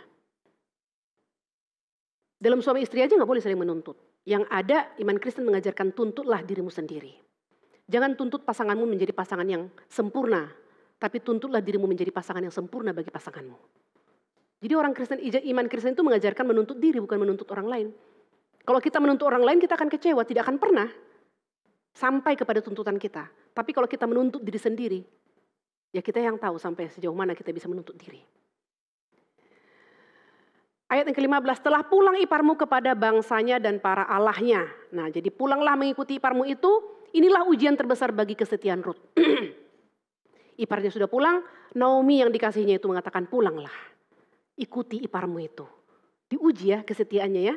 Dan ayat 16-17 ini, Rut mengakhiri perdebatan itu dengan pengakuan yang paling tulus tentang keputusannya yang sudah bulat di dalam ayat 16-17. Jangan desak aku.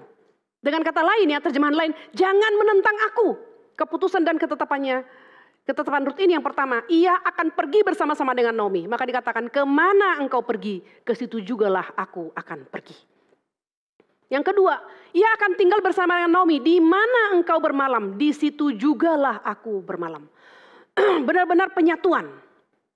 Itu seperti suami istri ya, kemana engkau pergi? Di mana engkau tinggal, di situ aku tinggal. Yang ketiga, ia akan mengikuti kepentingan Naomi. Bangsamulah bangsaku. Dia lepas identitas. Ketika Daniel dan kawan-kawan dibuang ke Babel, mereka dipeloroti ya, diganti nama supaya jati diri mereka, identitas mereka berganti. Tapi pergantian nama itu tidak mengganti identitas mereka. Tapi Naomi, dia tidak ganti nama. Tapi dia rela melepas identitasnya. Ia akan masuk ke agama Naomi. Allahmulah Allahku. Ini sesuatu yang sangat indah sekali.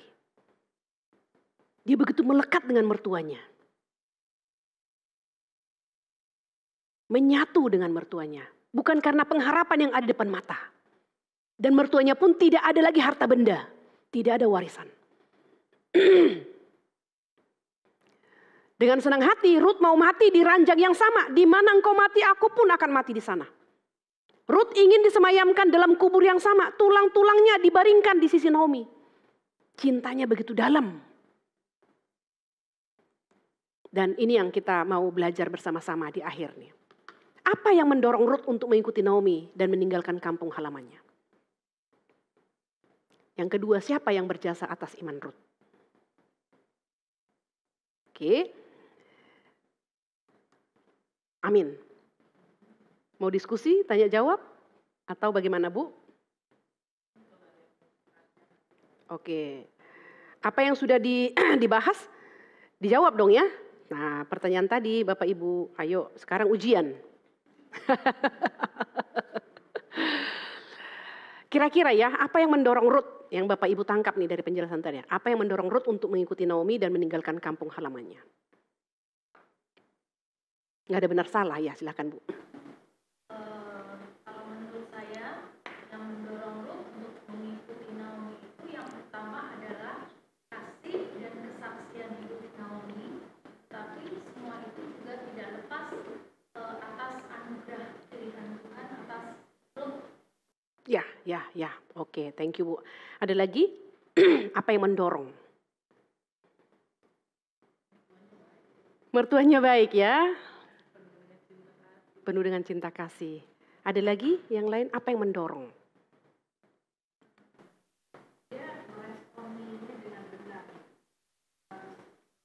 Orpa juga menikmati kasih dari Naomi. Tapi responnya berbeda. Jadi Ruth itu berani mengambil komitmen, berani meresponnya dengan melepaskan semuanya.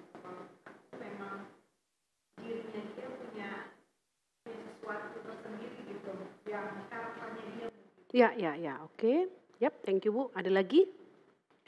Apa yang mendorong Ruth berani melepaskan semuanya dan ikut Naomi masuk ke tanah perjanjian?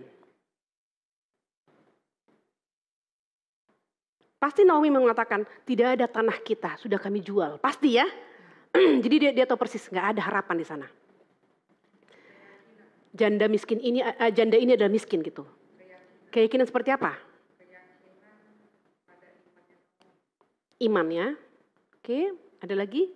Ya.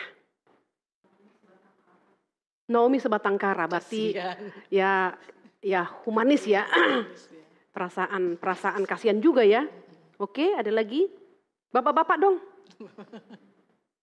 Ayo Pak.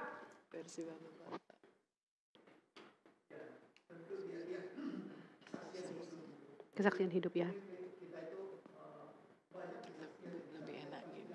Lebih enak gini. Jadi diarah.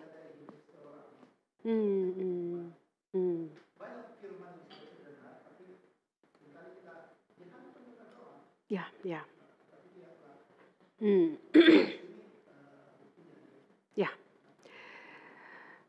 Dalam perjalanan saya masuki rumah tangga, saya langsung punya 4 anak Bapak Ibu. Nomor 1 udah kerja, nomor 2 udah kerja, nomor 3 kuliah, nomor 4 kuliah SMP kelas 3. Dari single langsung dapat 5. Ya suami 4 anak, langsung 5. Yang tadinya barangnya semua pribadi, private, sekarang menjadi barang bersama. Saya cukup bergumul untuk rela masuk ke dalam keluarga ini.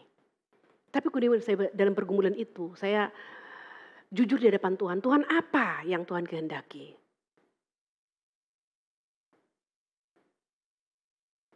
Saya maju mundur untuk masuk ke dalam keluarga ini. Maju mundur. Yang tahu persis dan ketawa-ketawa itu Bu Maria Mazo. Happy katanya. Udah ketemu Pak Tong, terus sekarang udah gak lagi. Gitu. Gimana? Udah pergi ketemu Pak Tong, didoain Pak Tong, terus udah gak lagi. Aduh Bu Maria, saya sih gak malu gak jadi Pak Ibu Maria. Pokoknya saya cari pimpinan Tuhan. Kalau Tuhan katakan ya, saya jalan. Kalau Tuhan bilang tidak, saya tidak. Walaupun udah ketemu Pak Tong. Bahkan sudah hari H ya, sudah siap segala sesuatu. Kalau Tuhan katakan tidak happy, maka saya akan berhenti dan tidak akan masuk ke dalam Aula John Calvin. Ketawa Bu Maria. Singkatnya Bapak Ibu, dalam pergumulan itu, Tuhan melayani saya tentunya ya.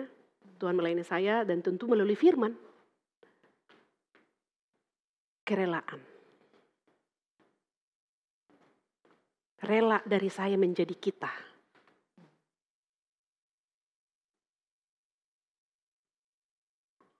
Tadinya semua barang-barang itu saya rawat, begitu datang anak, tempatnya di mana? Ya, amburadul semua. Saya harus melihat dengan melek, bukan tutup mata. Melek, oke. Barang sana pindah ke sana, oke. Waktu dari jam begini jadi begitu, oke. Saya tanya diri saya, are you okay? Kamu keberatan? Saya tanya diri saya sendiri. Tidak, saya tidak keberatan. Nah, saya pikir yang mendorong Ruth di sini, dia sudah punya personal relationship dengan Tuhan. Dan dia mengambil keputusan itu. Tadi saya sudah sampaikan ya, pasti mama papanya mengatakan, kamu menikah aja sudah beda agama. Kita udah keberatan. Sekarang kamu harus cross culture, cross country. Tapi saya percaya, iman yang sudah Tuhan kasih kepadanya melalui Naomi, suaminya dan kedua anak ini, sudah muncul bibit iman itu dan dia sudah bergumul di hadapan Tuhan. Jadi apa yang mendorongnya? Berarti Ruth juga mengalami kelahiran baru ya Bu? Ya. Kalau melalui konteks melihat. Dia neneknya Tuhan Yesus. Salah satu perempuan kafir yang masuk ke dalam silsilah Tuhan Yesus. Rahab dan Ruth. Saya percaya itu.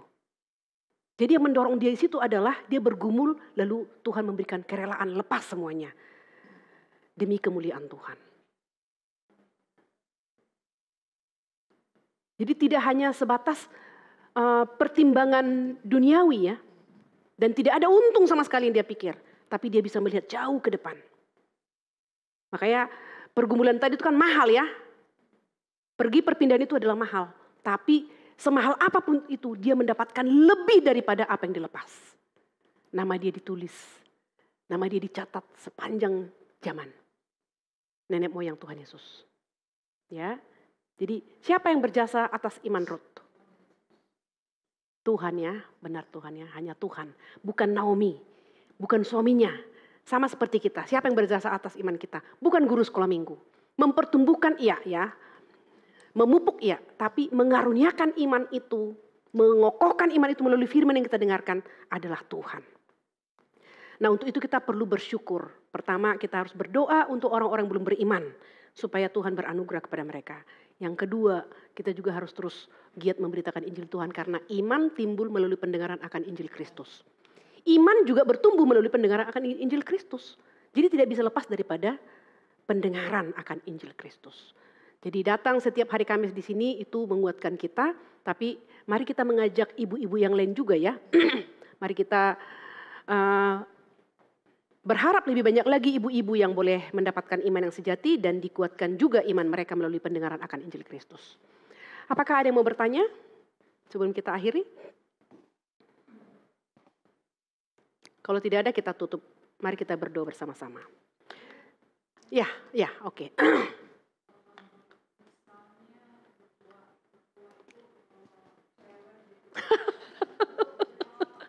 Curcol. Ya, ya. Hah? Ya, Bohab. ya, Hah? ya. Oh.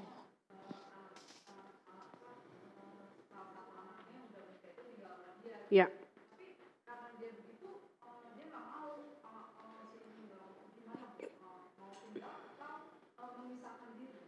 Oke.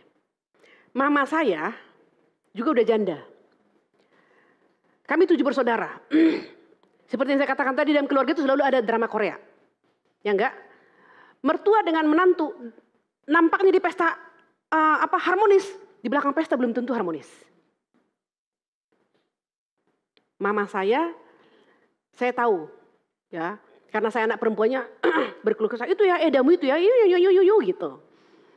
Saya bilang, Mah, mau nggak menjadi mertua yang dicintai sama opung yang dicintai sama cucumu? Ya maulah. Kalau begitu, kalau anak mantumu, cucumu datang ke rumah ini, pertama, kalau cucumu menjatuhkan barang-barang, jangan dimarahi. Biarkan bapak ibunya yang marahi. Kalau menantumu kurang berkenan di hatimu, jangan dimarahi. Sampaikan kepada anakmu. Biar suaminya yang sampaikan. Sebaliknya juga begitu. Menantu laki-laki tidak berkenan di hatimu, jangan marahi. Sampaikan kepada anak perempuanmu. Biar istrinya menyampaikan. Akhirnya, mama saya menjadi mertua yang baik di mata menantu-menantunya, opung yang baik di mata cucu-cucunya. Jadi memang karakter ya Bu. Mau tidak mau memang harus ada anak yang menyampaikan. Tapi kalau menantunya dekat, menantu juga bisa menyampaikan sih saya pikir. Tapi harus cukup dekat dulu. Jangan sampai nanti disampaikan lalu diserang balik. Ya kan? Diserang balik justru jadi terluka. Akhirnya jadi lebih lonely lagi itu mertua kita.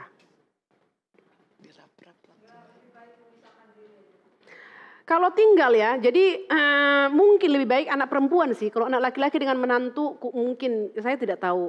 Tapi seperti mama saya yang tinggal dengan mama saya kan udah janda ya. Kami putuskan kakak sih, anak perempuan. Begitu ya. Anak perempuan lebih baik daripada menantu perempuan. Menghindari konflik, betul. Dan kalau memang harus tinggal sendiri, ya nggak apa-apa. Dulu kami berpikir ya, waktu kakak saya belum rela pulang ke rumah, ya kami harus rela membayar babysitter, menjaga mama. Tapi mama saya paranoid, wah nanti uang saya dicuriin, terus nanti saya diracunin. Ya ampun, berapa ratus juta uangmu mama? Paranoid. Jadi 3 bulan babysitternya berganti, 3 bulan. Karena apa? Kamu jangan ini, babysitternya nggak betah. Ini makanannya bersih nggak? Tadi kamu kasih apa? Gitu, dicurigai. Jadi kita bilang, aduh daripada kita was-was di perantauan ya udahlah, ayo kita rapatlah kami bertuju. Siapa yang mungkin pulang? Ayo kita, kalau ada anaknya kita biayai, kalau ada kesulitannya kita tanggulangi bersama. Ayo siapa yang rela? Begitulah, akhirnya kakak saya nomor 1 rela pulang bersama suaminya. Anaknya benar kita tanggung, sekolahnya sampai kuliah sekarang udah bekerja. Jadi begitu, kerjasama jadinya.